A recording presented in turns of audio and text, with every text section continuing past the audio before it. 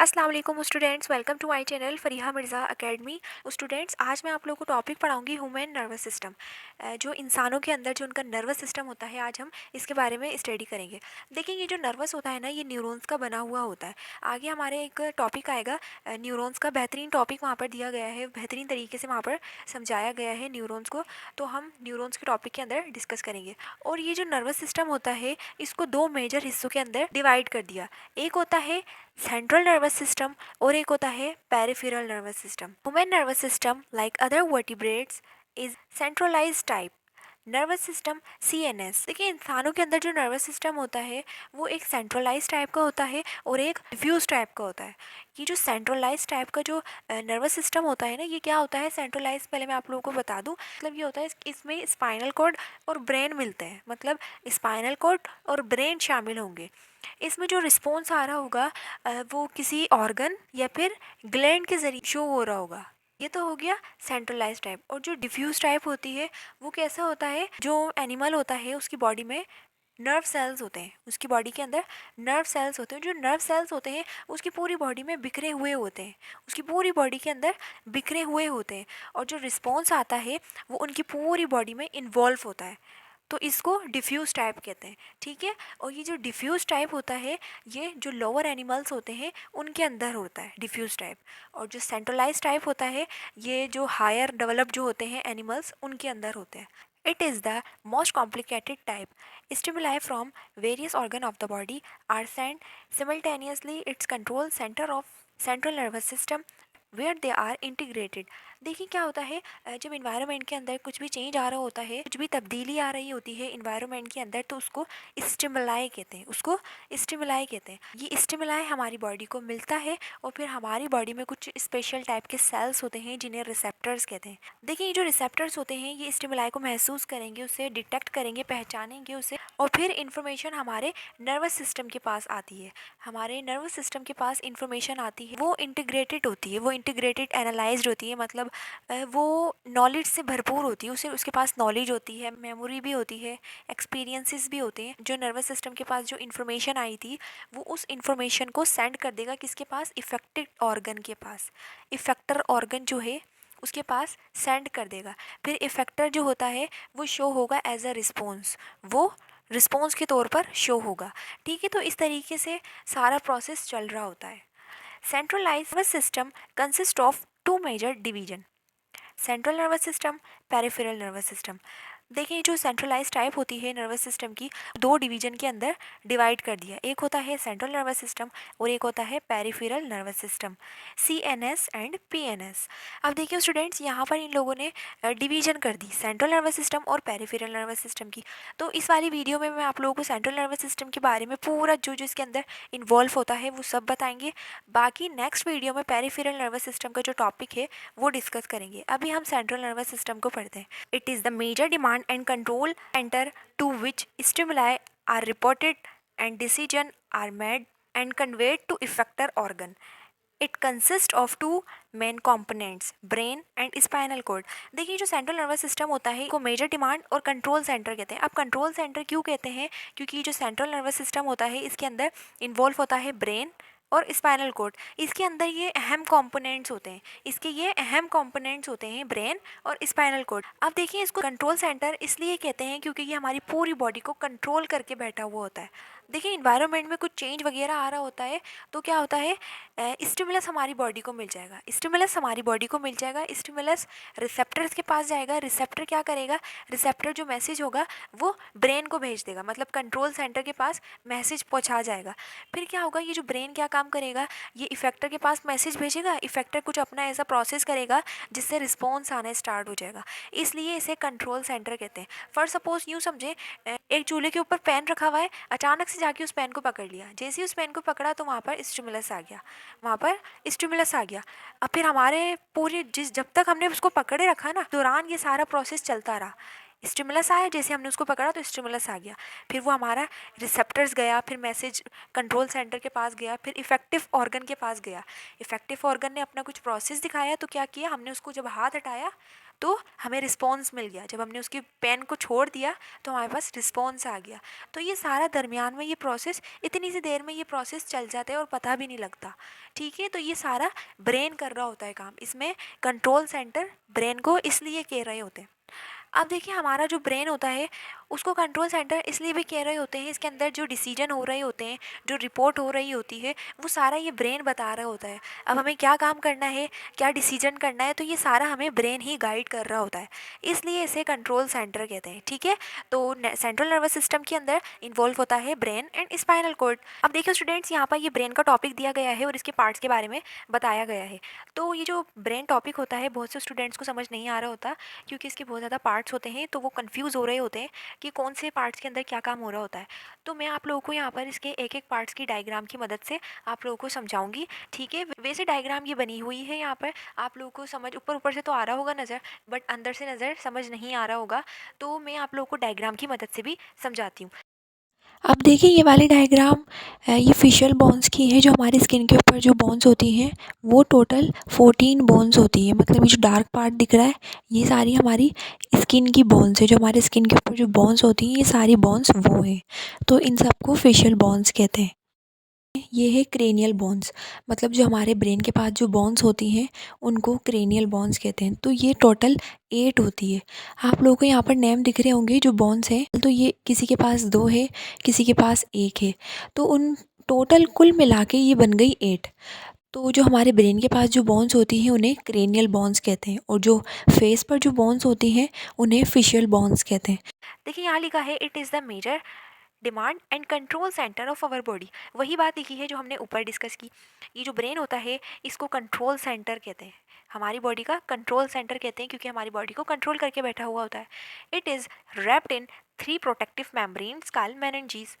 देखिए, ये जो ब्रेन होता है इसके ऊपर मेम्ब्रेन लिपटी हुई होती है, प्रोटेक्टिव मेम्ब्रेन लिपटी हुई होती है, जिनको मेनिन्जीज कहते हैं। अब डायग्राम में देखें, देखिए मैंने आप लोगों के लिए डायग्राम बनाई थी। देखिए स्टूडेंट्स, ये ब्रेन की डायग्राम है, आप लोगों को दिख रही होगी। ये जो ब्रेन के ऊपर बिल्कुल इसके ऊपर प्रोटेक्टिव लेयर्स होती हैं, ये प्रोटेक्टिव लेयर्स हैं। येलो, रेड, फ्रोजी कलर की दिख रही होंगी, ये मेनिन्जीज है। ये 3 प्रोटेक्टिव लेयर्स होती हैं जिन्हें मेनिन्जीज कहते हैं। Inside the brain they are empty cavities और ventricles filled with a cerebrospinal fluid. देखिए, जो ब्रेन के जो अंदर से वहाँ पर खाली कैविटी होती है, खाली कैविटी होती है ब्रेन के अंदर, जिसे वेंट्रिकल्स कहते हैं। ये जो वेंट्रिकल्स होते हैं इनके अंदर एक फील होया हुआ होता है, एक फ्लूइड टाइप का, एक फ्लूइड इसके अंदर फील होया हुआ होता है, जिसे सेरिब्रोस्पाइनल फ्लूइड कहते हैं। It also provide a cushion like protection to the brain. Bones of the skull provide another protection to brain. देखिए क्या होगा, ये जो सेरिब्रोस्पाइनल फ्लूइड जो होता है ब्रेन के अंदर, ये क्या काम कर रहा होता है, ये प्रोटेक्शन कर रहा होता है, ये प्रोटेक्ट कर रहा होता है, हमारे ब्रेन की हिफाजत कर रहा होता है। और जो हमारा स्कल होता है ना, वहाँ पर जो बोन्स होती हैं वो भी हमारे ब्रेन की हिफाजत कर रही होती है, हमारे ब्रेन को प्रोटेक्ट कर रही होती हैं। Human brain consist of following important parts. अब यहाँ पर जो इंसानी ब्रेन होता है उसके अहम पार्ट दिए गए हैं। सबसे पहला है cerebrum, hippocampus, amygdala, thalamus, hypothalamus, mid brain, cerebellum and medulla oblongata.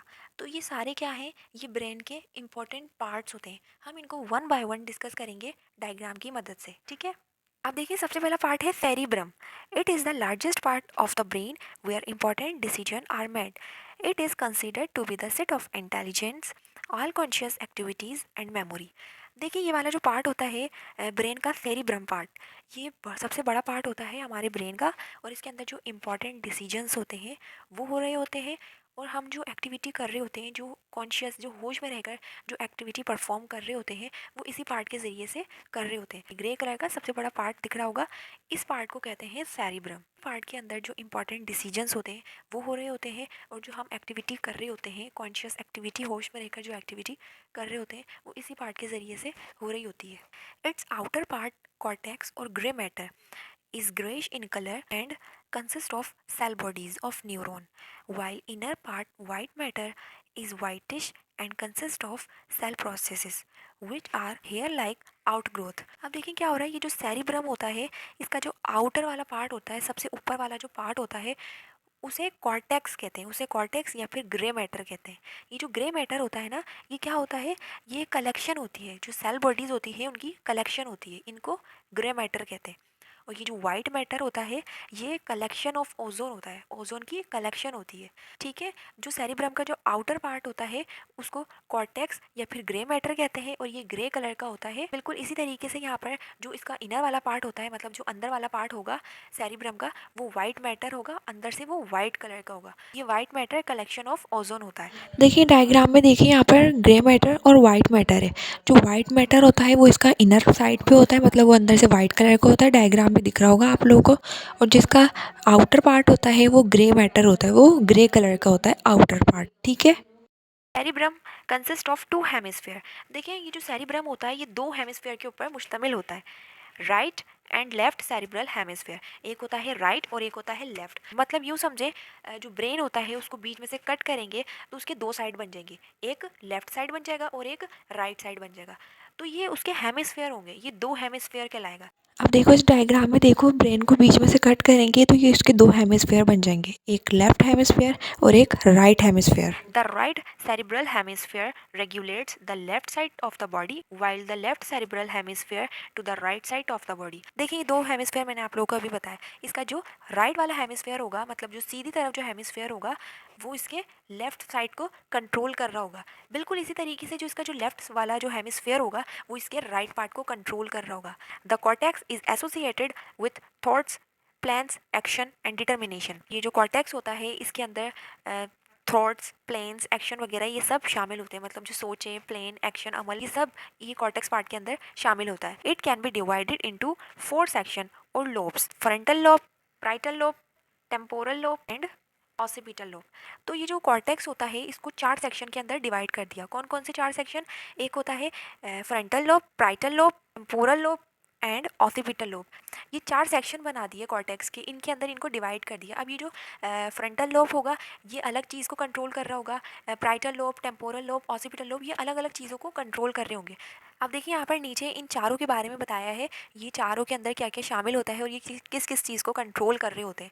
यहाँ पर लिखा है frontal lobe is associated with thoughts, emotions etcetera. तो ये जो फ्रंटल लोब होता है इसके अंदर शामिल होता है सोचे और जो जज्बात होते हैं वो शामिल होते हैं। Parietal lobe is associated with different sensation like pressure, temperature, language processing. तो ये जो प्राइटल लोब होता है इसके अंदर मुख्तलिफ किस्म के सेंसेशन होते हैं, जैसे प्रेशर, टेम्परेचर, लैंग्वेज प्रोसेसिंग, मतलब ये सारी चीज़ें इसके अंदर इन्वॉल्व होती हैं, इस चीज़ को कंट्रोल कर रहा होता है। The temporal lobe is involve in hearing and speech. अब देखिए जो टेम्पोरल लोब होता है इसके अंदर इन्वॉल्व होता है हेयरिंग और स्पीच, मतलब सुनने का, और जो स्पीच, जो तहरीर वगैरह जो बात कर रहे होते हैं वो इसके अंदर इन्वॉल्व होता है। The occipital lobe is associated with vision. जो ऑसिपिटल लोब होता है ये हमारे विजन को कंट्रोल कर रहा होता है, मतलब हमारे विजन के जितने भी फंक्शन होते हैं वो ऑसिपिटल लोब उसको कंट्रोल कर रहा होता है। आप देखिए स्टूडेंट, सेकंड पार्ट है थैलेमस।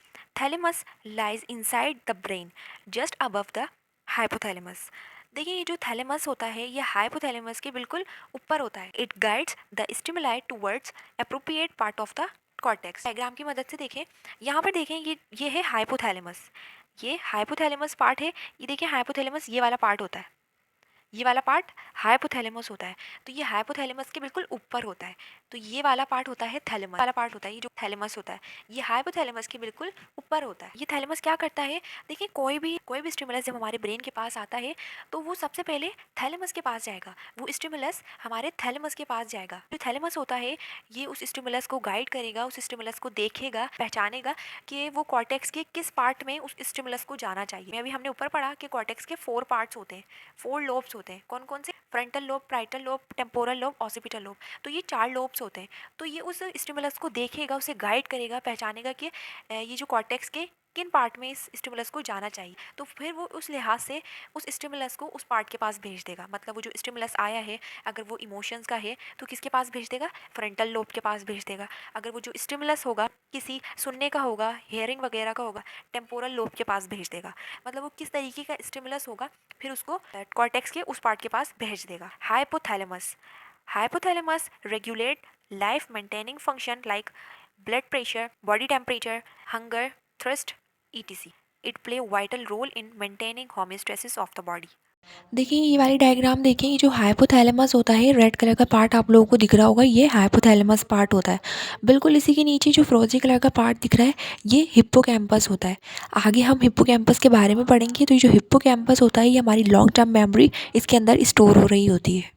देखिए हाइपोथैलेमस क्या कर रहा होता है, जो हमारी जो ज़िंदगी होती है उसके अंदर जो फंक्शन परफॉर्म हो रहे होते हैं उनको मेंटेन कर रहा होता है, उसको कंट्रोल कर रहा होता है। अब जैसे हमारी ज़िंदगी के अंदर क्या क्या फंक्शन हो रहे होते हैं, जैसे ब्लड प्रेशर हो गया, बॉडी टेम्परेचर, हंगर, थर्स्ट, ये जितने भी प्रोसेस हो रहे हैं ना हमारी बॉडी के अंदर, मतलब ब्लड प्रेशर को कंट्रोल कर रहा है, हमारे बॉडी टेम्परेचर को कंट्रोल कर रहा है, हमें भूख लग रही है, हमें प्यास लग रही है, तो ये सारा हमें कौन बता रहा है, हमारे ब्रेन का पार्ट हाइपोथैलेमस हमें गाइड कर रहा है, हमें बता देता है आपका ब्लड प्रेशर हाई हो गया, आपका ब्लड प्रेशर कम हो रहा है, या आपका बॉडी टेम्परेचर ज़्यादा हो गया, कि आपको भूख लग रही है, आपको खाना खाना चाहिए, आपको प्यास लग रही है, आपको पानी पीना चाहिए। तो ये जो हाइपोथैलेमस होता है, ये इस तरीके से हमारी बॉडी के जो फंक्शन होते हैं उनको परफॉर्म कर रहा होता है। और ये जो हाइपोथैलेमस होता है, ये एक अहम किरदार अदा करता है। अहम किरदार क्या होता है, ये हमारे बॉडी का जो होम्योस्टेसिस होता है उसको भी मेंटेन कर रहा होता है।